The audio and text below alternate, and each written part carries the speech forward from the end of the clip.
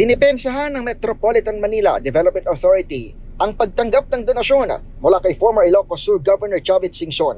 Ito'y matapos tawaging bawal ni Civil Service Commission o si Commissioner Eileen Lizada ang pag-receive ng ahensya ng 200,000 piso mula sa dating opisyal na nahuli sa carousel noong nakarang linggo. Sa isang public televised briefing, iginiit ni Attorney Lizada na dati ring naglingkod sa Office of the Ombudsman na labag sa Republic Act 6713 ang solicitation or acceptance of any gift.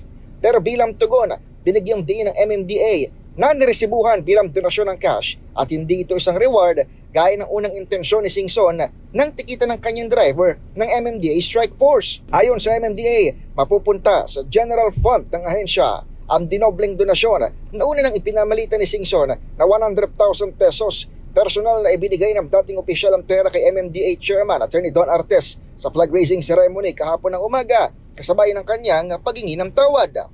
Nilinaw ni Artes na wala itong kapalit kahit nagbiro pa si Singson sa flag raising at sinabing hindi nyo na siya mahuhuli.